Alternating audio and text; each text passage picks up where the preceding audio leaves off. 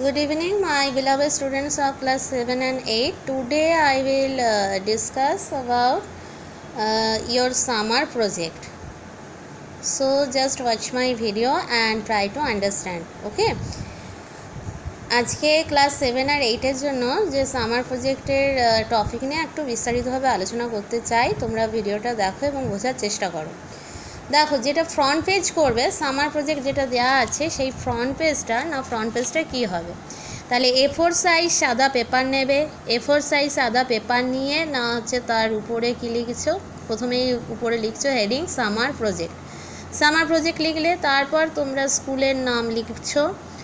এখন কি হয়, অনেকে স্কুলের ছবি দেয়, দিয়ে তারপর নিচে স্কুলের নামটা লিখে দিতেও পারো ছবি, বা নাও দিতে পারো, অপশনাল ব্যাপার এটা। স্কুলের নাম লেখার পর সাবজেক্ট লিখছো ইংলিশ, নেমের ঘরে যার নাম লিখবে, ক্লাস 7-এর হলে ক্লাস 7 লিখবে, 8-এর হলে ক্লাস 8 লিখবে, রোল নাম্বার যার রোল নাম্বার আছে সেটা লিখবে, সেশন 2024 নিচে একদম বাদিক ঘেঁষে সিগনেচার অফ স্টুডেন্ট, নিজেদের ফুল নেম সই করবে, ডেট যে তারিখে জমা দেবে সেইটা, আর ডান দিকে হবে সিগনেচার অফ টিচার আর ডেট, এখানে টিচার সই করবেন আর ডেট থাকবে, ঠিক আছে।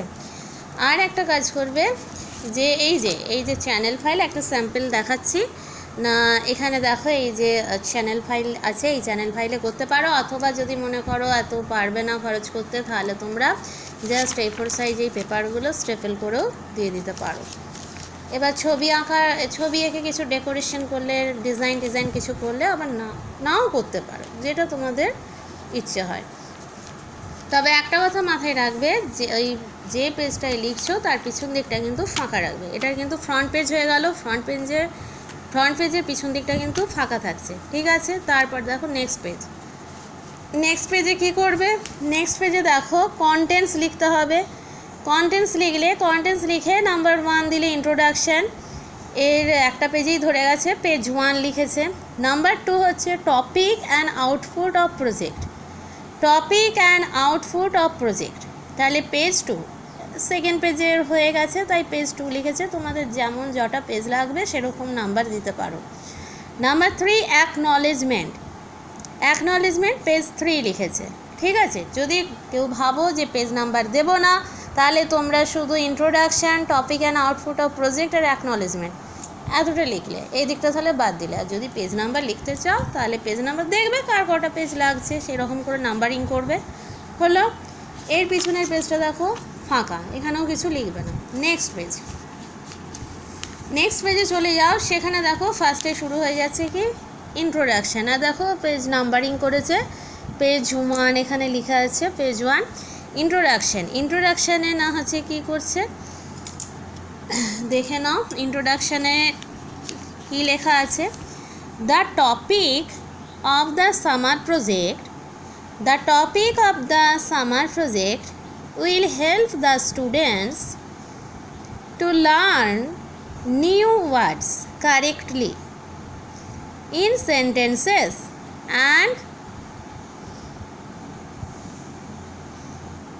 use appropriate English vocabulary and grammar,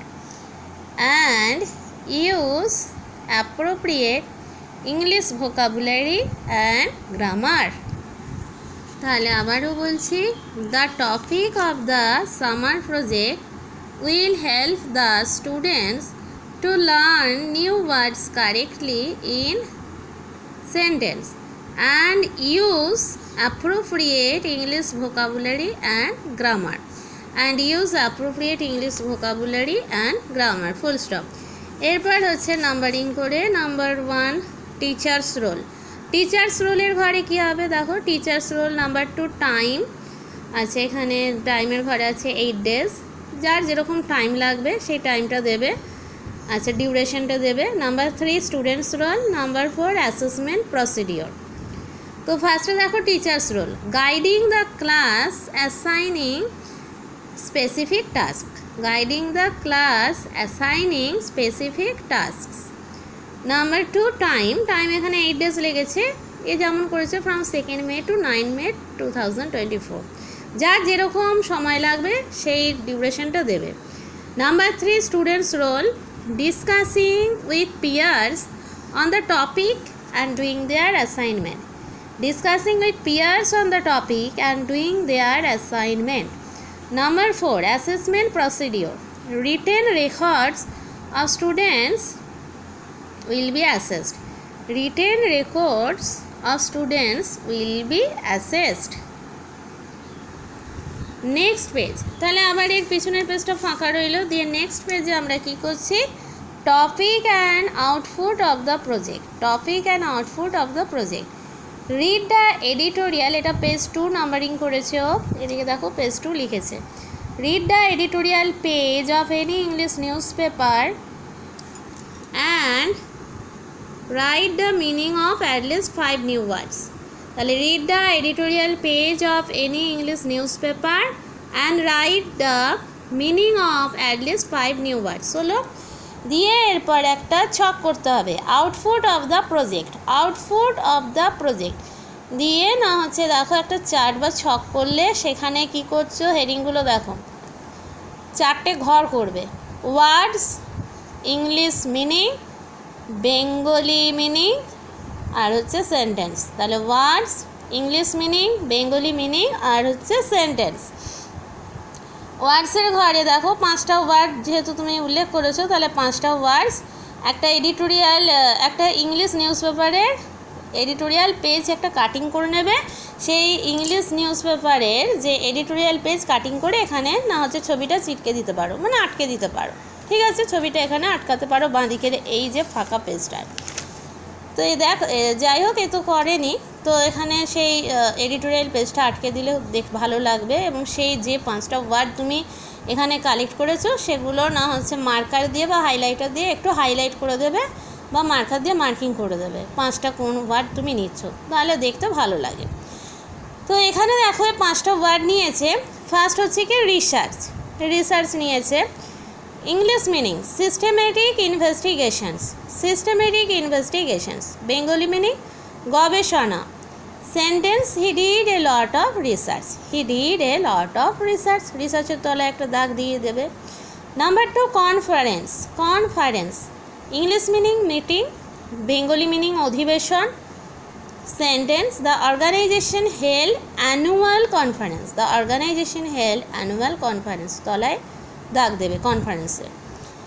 number 3, patent, patent হচ্ছে copyright,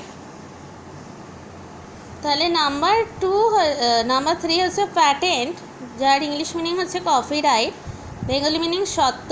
sentence, he had a number of patents for his innovations, he had a number of patents for his innovations, full stop. Number 4, echo, English meaning repetition of a sound, repetition of a sound, Bengali meaning প্রতিধ্বনি। সেন্টেন্সে এর use হচ্ছে কি her voice echoed, her voice echoed, underline the word. Last word, instinct, English meaning instant reactions, instant reactions, Bengali meaning সহজাত প্রবৃত্তি, সহজাত প্রবৃত্তি। And sentence, the baby's first instinct was to run, the baby's first instinct was to run, full stop, underline the word instinct হলো। এরপর আমরা next পেজে চলে যাচ্ছি, যেটা হচ্ছে আমাদের লাস্ট পেজ। বেশি কিছু লেখার দরকার নেই, এই পেজের পিছনটা ফাঁকা রইল।